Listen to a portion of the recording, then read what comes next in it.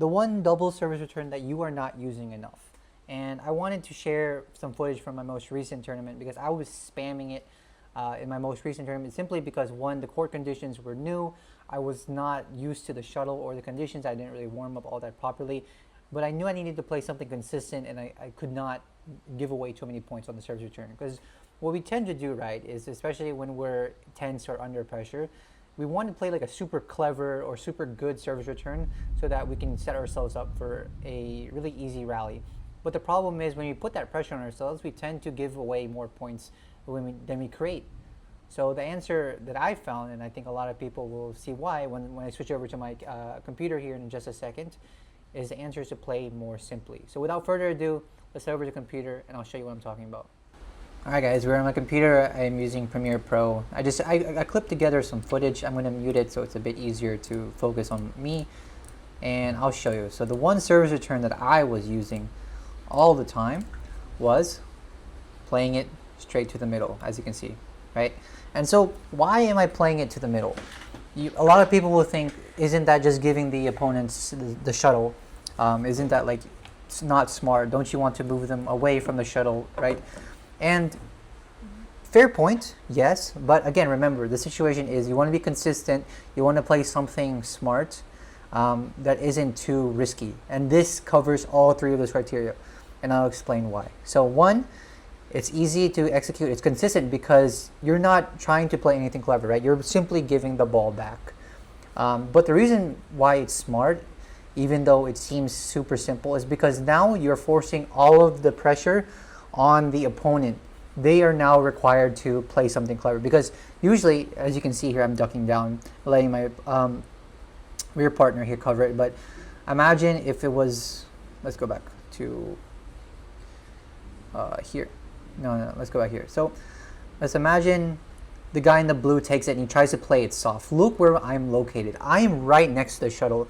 So if he gives it back to me and tries to replicate or copy the same thing, then I'm in a really good position to try to play downwards pressure on it, right? And I didn't risk much. If he tries to play to the sides, obviously it's very risky for him. He has to play really good quality.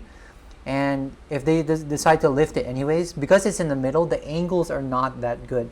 Meaning that, for example, if they try to lift it here, it's only 2 steps from my partner. If they try to lift it there, it's only 2 steps from my partner. So it's a really good return because it keeps the game closed, right? A lot of people talk about opening up the game, but if you're unsure of your game, you're unsure of the court conditions, if you're unsure of the shuttles, or if you feel you're off, your warm-up was not that good, you want to keep the game closed and you want to let the opponents make the mistakes first, or open up the court first rather, so that you can take advantage of that. So this is all theory. Let me show you 2 rallies where like this happened, right? And what actually happened. So as you can see, right, I played here. This is a quite short rally. I'll let it play first before I talk. Here we go. So as you can see, right, very short rally, and especially at lower levels, which honestly, this is a lower tournament, amateur tournament. Yeah, you could use it at a lower level. A lot of mistakes are going to be unforced errors, just like this, right? I give the ball back to him. He gives me a reactionary shot, right? At a higher level, this would have already been killed, or if my partner was anticipating this more, this would have just been a forehand kill, right? He kind of gives it back, but again, the quality is better, even though it's a bit flat. It is faster, right? It's targeted at the guy's backhand, right? And now he is forced to react because it's a fast shot, and we get an easy point off of that, right? Simple as that. So this is a longer rally. This is where I think playing it in the middle and forcing them to open up really like led us to the point. I'll show you, or sorry, I'm stuttering everywhere, but the footage will speak for itself, I'll say.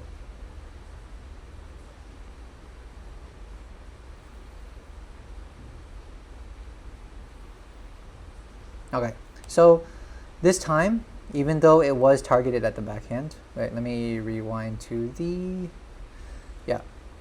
As you can see, it's still roughly in the middle, right? It's still 1 step.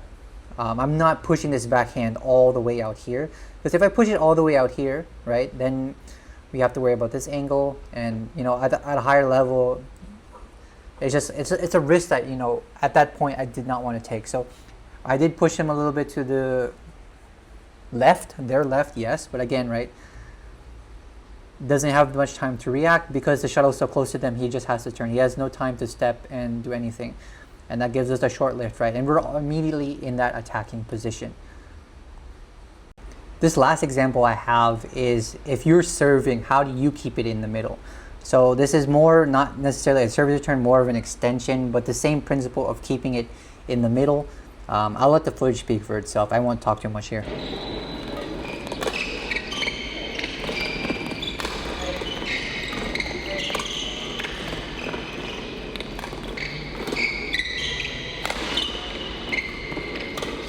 So this is one thing that I did want to explain, because for me this is one of the choices you're gonna make, right?